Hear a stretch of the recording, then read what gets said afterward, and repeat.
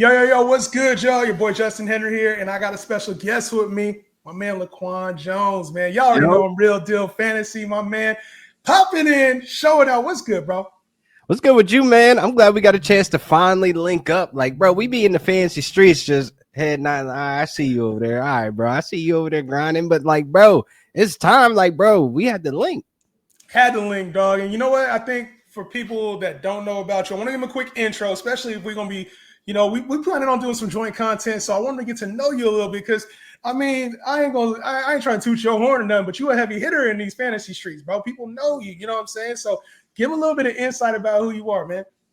Bro, I appreciate the kind words. I ain't think of myself as no heavy hitter, bro. Like, damn, all right. If you come onto the platform, you're a heavy hitter, bro. Like, I'm not just bringing nobody. So you a heavy hitter. All right, say less. But we out here in the fantasy streets, moving and grooving. I'm doing great things over there at NFL Network. I'm the editorial researcher over there. I do the fantasy podcast with Marcus and Florio twice a week, every week. And I'm over there at FT and Fantasy handling what they got going on with the video content over there, me being the manager over there and providing content as well. So it's like one of those things that I'm just everywhere and anywhere I need to be to produce fire content only. Fire content only. My man's been doing fire content only. Listen, so you also do some stuff because I'm from Sacramento, right? NorCal. Right. And I've seen you do some stuff with the Rams too. So I know you got obviously the stuff you put out there, but the Rams are your team, bro. And I'm a Niner fan. I don't even know how this is gonna work, bro. Bro, that is crazy. Listen, hold up, pause. You a Niner fan? Niner fan, dog. Bang Niner gang, dog. Come on, man. You said bang bang?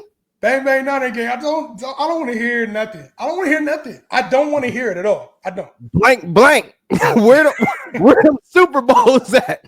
Y'all can go there. Y'all can go to the big dance with the hottest girl, man. I mean, some fly thing. But y'all ain't finishing. Y'all ain't coming out as a winner out of the big dance. I mean, the only reason you haven't even a chance to talk right now is because my boy dropped that interception that should have been. That's the only reason you can even talk right now. Otherwise, we wouldn't be having a conversation about your Rams. Listen, dog, we got Matthew freaking Stafford. He came in the building year one and said it's up. McVay got his quarterback for the next 2 to 3 years, and we're going to put another one in that trophy case, bro. I confidently say that. Because look, the Niners got some drama, bro. If you want to get into it, we got the easiest schedule. We got the easiest schedule, so. But y'all got the most broken players, so that's going to have to go hand in hand. There's going to have to be a balance because that boy CMC. You sure? You sure? I'm not sure about him. I ain't sure about Purdy. I'm not sure about my Niners right now. And I ain't gonna hold you. Like even last year, I was like, this is the time where I'm like, I don't like being a Niner fan right now. Yeah. I don't like. I miss the glory days of like Pat Will and when we was with Mike Nolan and Singletary and Jim Harbaugh. It felt different then, and it's like no, I don't know. I don't like this era. You don't know you're in the good old days until you realize you're not in the good old days. Dog, it come fast and it leave even faster, bro. It's crazy. It's about to be rough, but obviously y'all here watching, we could talk Niners and Rams, I'm sure, for days. There's a lot of history between those two franchises, but y'all be watching here for fantasy, and I want to bring LaQuan in to just give a different perspective, right? Like, obviously, you guys know my takes, but there's a few players in the league that I know we disagree on. And there was one conversation we started. Well, I kind of started the conversation. I don't know where you had the conversation going, but it was with our division rival teams, the Arizona Cardinals. And y'all know I've been talking to Marvin Harrison all season. I don't know your take specifically on Marvin Harrison, LaQuan, so drop it on me. Let me know how you feel about Marvin this year. Listen, right? Marvin Harrison, the player, the talent, the son of the prodigy of the Marvin Harrison. He's great. The talent is there, but the situation is not exactly pointing up and posturing in the right position for me to be drafting him this year. And I say this confidently because we still got the elephant in the room with Kyler Murray. I mean, we've seen him go through this year after year. We have not seen the Kyler that we've known and loved since 2020, where he was putting up 700 plus rushing yards, when he was going out there throwing up touchdowns to his wide receiver one. We have yet to see him make that connection with a wide receiver one, going all the way back to D-Hop, going back to Marquise Hollywood Brown. Now, last season, we have Marvin Harrison on that resume of like, yo, why can't you connect with your wide receiver one? And with Marvin Harrison, I don't think I'm ready to invest in a wide receiver where there's too many question marks. Even with this season going on with this offense with Drew Petzing for the third season in a row, why are we investing in Marvin Harrison when nothing has changed? They didn't even draft a wide receiver this year. And I know that's great things for Michael Wilson Jr. I know that's great things for Marvin Harrison Jr. as well, but this offense is literally the same that we saw last year, and we were not happy with that. They won 9 games, but I need touchdowns. I need fantasy points. I need that high ceiling of a wide receiver 1 in Marvin Harrison. We've seen it out of D-Hop. I think it was just 1 year in Arizona. He had a strong year. And we kind of seen it out of Trey McBride over the last year where he kind of looks like to be the wide receiver 1 part. But now, like, there's been an emphasis on we got to get Marvin Harrison fixed. Like, we got to get him the ball. This offseason, I guess he transformed his body, and it's a year 2 jump. So for me, I think we saw elements of what Marv could be. You're right in this aspect. The offense got to be better because the offense was not geared for a wide receiver 1 finishing as a top 12 to 10 wide receiver. So I agree with you there. I also agree with you. Kyler has to be better, right? Coming off the ACL from the previous year, he's got to use his legs more, got to be more accurate with the football. There's a lot with Kyler that needs to be better in his prime year. He's 29 years old, I want to say. He's got to be better in his prime. I will say this, though. There's a reason this team drafted Marv. There's a reason they took him in the first round. Even with Trey McBride already on the roster, they're going to force feed the shit out of him. I'm all for Marvin Harrison this year, and I don't know. So do you think it's just his ADP is off, or you just don't believe that Marv is going to provide the value we're looking for? So right now, his ADP is a little wishy-washy for me. I've seen him in best ball drafts go in the late second round. I've seen him go, as early as a 201. And it's one of those things is like, I don't like the placement where he's going, where I can rather pivot to other options there. Like if I go wide receiver in the first round, I could grab one of these, running backs and take that upside. If I want to gamble again on CMC, if I want to go out there and get Derrick Henry, like one of those situations in that early second round, I'm not looking Marvin Harrison's way. He will have to fall to that third round where we have the question mark players like that. I like to call that round. That's where the Breece Hall round is. Like that's where you have the question mark guys of like, do I want to go this route? Do I want to hit the highest ceiling? It's just that Marvin Harrison price needs to drop a little bit, which I think it will once we get closer to August, because some folks that are outside right now, like you and me, we looking at last year because it's still fresh. That thing is still in our face. Like, yo, that stung. Like, how many times have we drafted a player on the back end of that first round with high expectations and then we get burned? Like, that set a couple teams back. Like, seriously, especially if you were thinking you were getting a wide receiver 1. It's a no-brainer. They're going to force feed him just an investment. So you're thinking you're getting a guy that can hit that 18 to 20 plus point mark each week, but now you skip down the second round on a wide receiver and got a running back. Let's say that running back was really an RB2 just with a RB1 mask on, Scooby-Doo. So it's like it could set your team back. You know what I mean? And I'm more so thinking ahead of like, I'm not going to get the question marks in the first 3 rounds. That's just how I draft. That's just my like formula that I've seen success with, where like I'm not going to go that route. Chris Olave, Garrett Wilson, right. The names go on when we have these question marks and we take these gambles trying to see the ceiling when we've never seen it before. That's the one thing. And so, like, even last year with Harrison, I was kind of on the boat of like, nah, stay away from Marvin Harrison in the first round. I'm big on like rookies being overdrafted. Like, that's just it's in our nature. And yes, some of them are going to hit, some of them are going to perform. But I'm big on like Ashton Genty this year is going first round. I'm like, I'm not touching Ashton Genty this year in the first round. See? Hey, I'm with you with that. I'm so with you with that. And like I've heard both sides of the arguments, but on this one, I'm with you. I'm not going Genty in the first. It's round. Like you can get when often what happens with first round rookies or second round rookies, it's you're looking for the production that's already there with another player. So why would you take Ashton Genty over Derrick Henry if Ashton Genty's goes 1,510 and we know Derrick Henry's 1,510 in a bad year? So that's where I'm at when it comes to like players like that. I'm like, let's go even cheaper. I'll take the discount on Joe Mixon, because when we look at Joe Mixon in those 10 games, right? And this is what I like to say, the fantasy core. And this is just 13 games that I need out of a guy. If I can get 10 to 13 games out of this guy of having high performance, like basically where Mixon was, Hold up, here my note. He was RB2 the first 13 weeks, the first 14 weeks, 21 fantasy points per game behind Saquon Barkley. There is no other backfield that it has looked like Joe Mixon's where he's getting the route running, the receiving work, he's getting the touches in the goal line. Woody Marks does not scare me. Like, I love Woody Marks coming out of college, and I understand that he's going to be a weapon, but he's not going to be the weapon that's going to take over Joe Mixon. So I can wait until the 5th round to get a guy like that who just literally showed us he's still explosive. He's still bouncing off of tackles. He may not be the most efficient back in yards per carry, but he's still a guy that can go out there and bust one off in the outside and take it to the house. He is not easy to tackle, and people forget that. So I'd rather take the discount. So, like, you hitting nail on the head with Genty. Why would I pay that premium on the hot toy where I know everybody that's going to come outside during July, August, and 8 drafts, they're going to river his freaking ADP all the way up to, like, damn near RB2. RB2, RB3, RB4. Like, you're going to have to pay a premium. And Joe Mixon's another player. Like, the old guys, the old heads, I stay. Oh, yeah. The old heads showed up and showed out last year, Justin. Like, we was outside. Josh Jacobs, Saquon Barkley, Derrick Henry, Joe Mixon. Kamara, D. Henry. Yeah, it's the list goes on and on.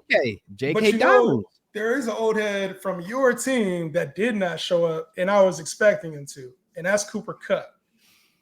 Yeah, and I'm a big Cooper Kupp guy, and, you know, you talked about not being scared of, like, these players as they get older. Yeah. Or maybe looking at like yards per touch or air yards, for example, for receivers. I'm not a big, analytics guy, but you can tell like the numbers are coming down for Cooper Kupp. And I've been a big Cooper Kupp fan. He's now in Seattle alongside JSN, who we can also include in this conversation. Yeah. As somebody who watches the Rams, has Rams intel, where are you at on Cooper Kupp?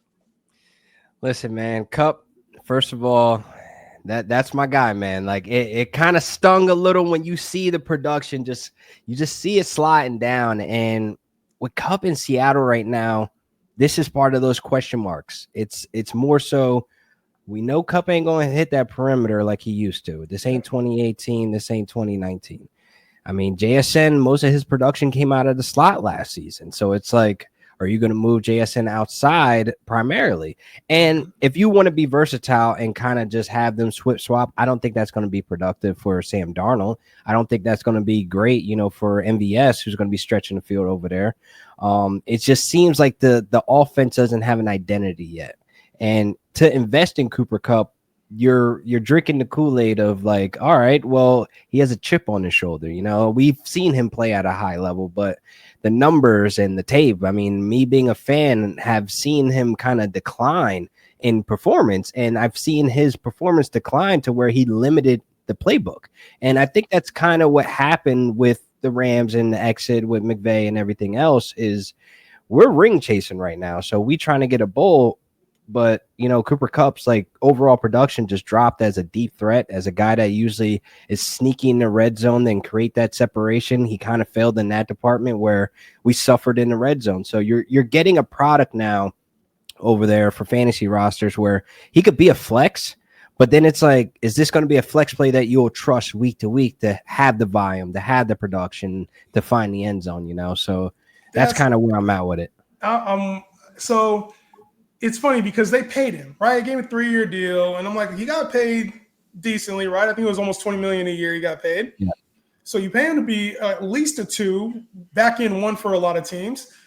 His draft capital right now is like outside of the top 35, 40 receivers, depending on what platform you're drafting on. And I look at him like Seattle, like you talk about JSN, he's not really a red zone guy. You could say he's a volume guy, but like, is it just that Cooper Kupp? Like I'm struggling grasping this concept because I still, and this is the crazy part of me, I still think Cooper Kupp is good. Like, so is he washed, or is the injuries, have they affected him over the year? Like, I think this draft spot is like criminally bad for him, where we know he's a talent, but he hasn't improved the results for the last 3 seasons now. No, like here's another rule I have. Like, I don't want zombies, on my rosters. Like, they just end up collecting dust. And I think that's what will come down to if you go out there and invest in Cooper Kupp, drinking that Kool-Aid. I mean, I usually am the guy that, say don't follow the money. But in this one, you can. So there is a plan and role for him, but it's more so just because they had the vision Is this going to be executed properly? Is this going to be Sam Darnold's number 2? I honestly think the sneakiest player out of all this is going to be Elijah Arroyo. He is a guy that you need to really have your eye on. I've seen, the OTA mini camp. You think he's going to just leapfrog Noah Fant like that? I do, because here's the thing with Elijah Arroyo, his injuries, that kind of push back his production, but then we saw him get there to the U with Cam Ward and really stretch the field. He's one of the tight ends that you cannot really stop vertically, because he has the size, he has the speed, he has the ability that Noah Fant kind of lacked, that we have not seen come to fruition, since leaving Denver. So it's more so of a guy that's going to be the dark horse to step up in this offense. Even if he's a third option, I see him as a huge red zone presence as well for Sam Darnold, because we saw TJ Hawk be that as well. So there is pieces here that guys could step up, but here's the thing though. There's that question mark. Do I want to invest on these ADPs? What these ADPs might look like now versus in August may be different. There's going to be a lot of change. And I think with, Elijah Arroyo, great prospect, and we'll see how he does his rookie year. I think he has some competition. And I also think that, he's free. He's free at the end of your drafts. If you like him and you feel like he has the upside, there's no downside to taking him as your tight end too, right? He's my tight end 3 in best balls right now. I'm just grabbing him. Facts. Especially in best ball. But you look at the coaching staff, Clint Kubiak coming there, how to use his tight ends. They use Taysom Hill in various different ways in the red zone.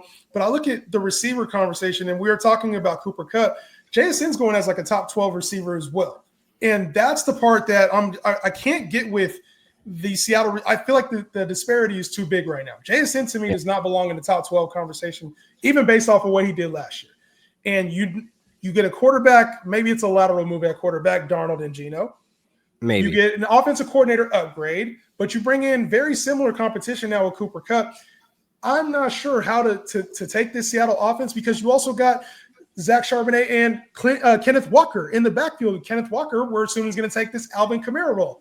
Where do these targets go? Because that's a lot of disparity in this offense, man. I'm having trouble with this Seattle offense. If I had to rank it right now, and you can tell me how you feel, I think JSN's a little too high. I think Cooper Kupp's a little too low. I think Kenneth Walker is either going to smash his ADP or be a massive disappointment. I'm kind of out on the tight ends. Listen, I'm with you with KW. He got to stay healthy, bro. Yeah. I've invested in him 2 years in a row. I have not been a happy camper, because honestly, the injuries are annoying, and I have to take a spot on my roster just to handcuff Zach Charbonnet. It's a must. It's not like I'll handcuff him later down the line. No, he's a must draft. So it's one of those situations you're getting the 2-for-1 deal right there, but you're getting banged at the end because he ain't going to be healthy. But coming down to JSN, I have him wide receiver 18 right now in my rankings, and he's in that, I would say, late second round where he's going, where I don't feel comfortable taking Ladd. So JSN, he's in that bag, and my rule with Ladd is let's see how it plays out, because JSN obviously has the talent. We know the production's there. He made DK Metcalf look like a 2. I mean, that's kind of crazy. That's reminiscent to when Michael Gallup made Amari Cooper look like a 2. So it's one of those things he's really him. He could really ball out if utilized the right way, and obviously have the quarterback to get him the ball. But I feel like JSN, if you gamble on him, just make sure you went wide receiver in the first round. You know what I mean? Make sure you got a stud. Even if it's he can't be a rock. Your wide receiver 1, he can't be that. No, he can't be that, because there's going to be down weeks where you're going to be hurting at the wide receiver spot and wishing you had a real alpha where there was no question that he's the X, he's the guy, he's getting all the targets, all the red zone looks. First round, you will have to get a wide receiver 1, 100%. Let me ask you a few questions then. So JSN, you say you have number 18 in your rankings. Yeah. You'd rather have JSN or Garrett Wilson? Garrett Wilson. Garrett Wilson. You'd rather have JSN or Mike Evans?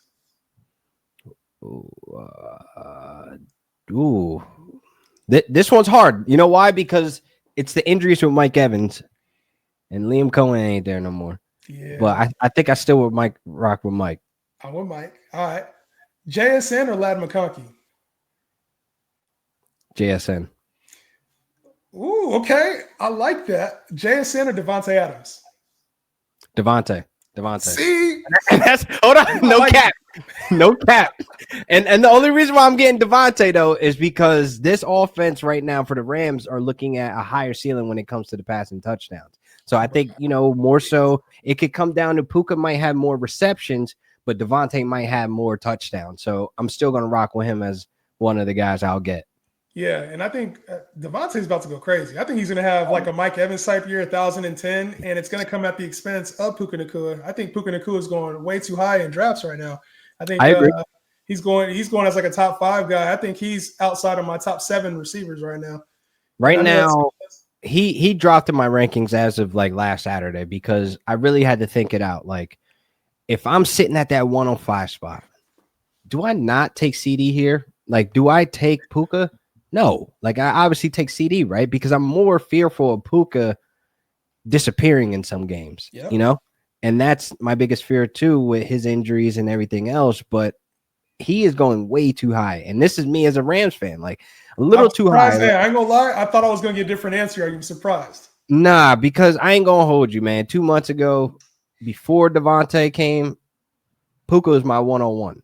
Like, he was like going to be the 156 targets guy, like 110 catches of where I was like trying to project, but more so looking at with Davante coming in, he has to be dragged that back down. He has to, like, just by natural selection.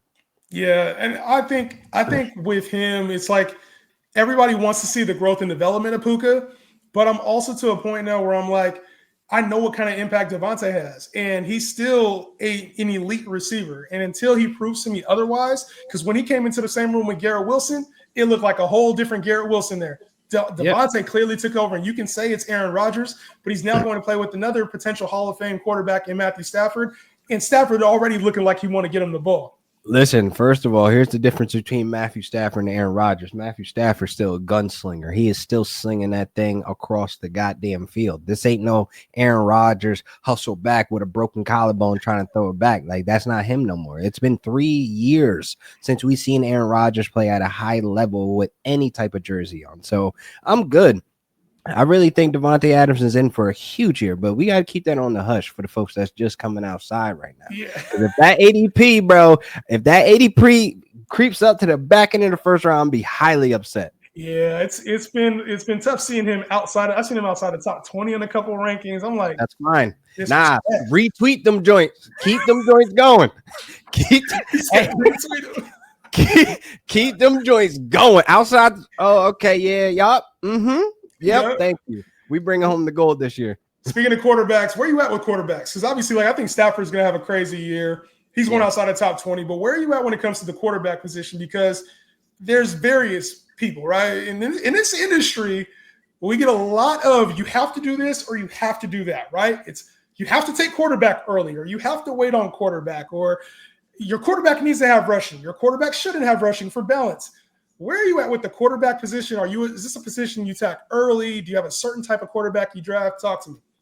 I take the discount, and it's discount year on all the quarterbacks. This is the best season to wait. I'm not drafting no Josh Allen in the 3rd round. Why would I do that? I'm not taking Jaden Daniels in the 3rd round. Why would I do that?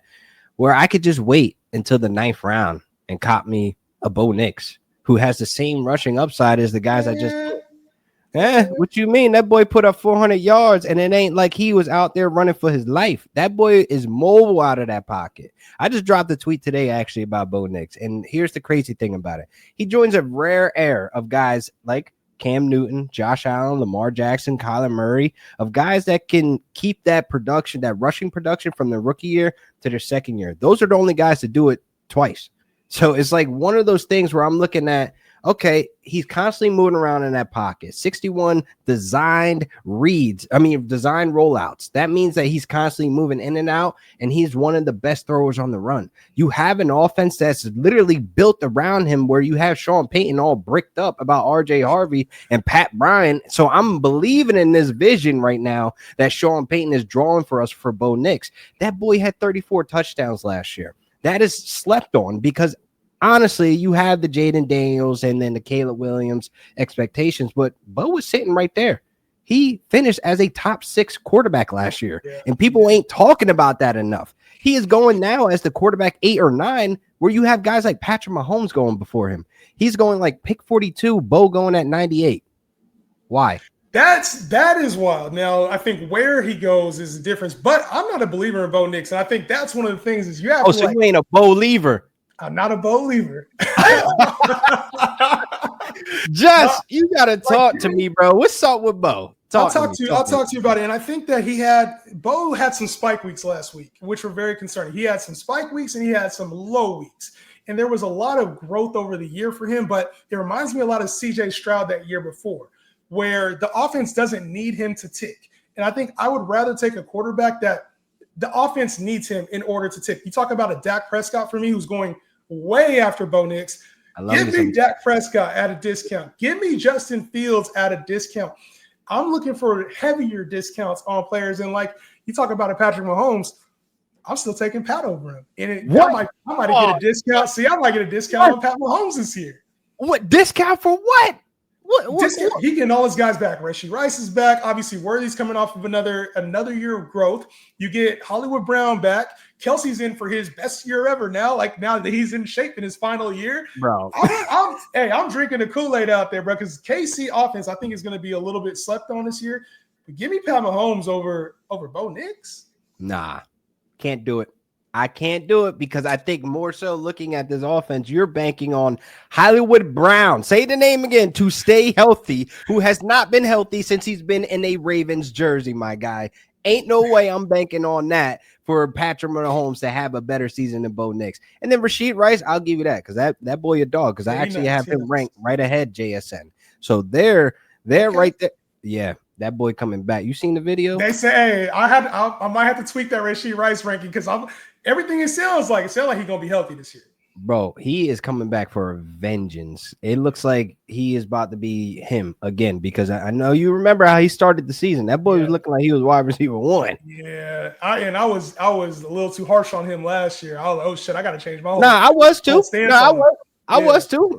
It was coming into the season. I was like, y'all went too high on Rashee Rice. Like, what? And then I was like, oh shit, this is real. Oh shit, him. Damn. Okay. I definitely think there's some quarterback discounts out there. Like you said, Dak, and we already know Dak healthy, throwing for 4,500 yards and damn near 40 touchdowns. So you give him Pickens, boy, that's about to be ugly. Reaching the bag, give me a deep sleeper because I can say Anthony Richardson. I can say Michael Penix. I can say some names. Give me a deep sleeper. Boy, you want a deep sleeper, and this might sound crazy.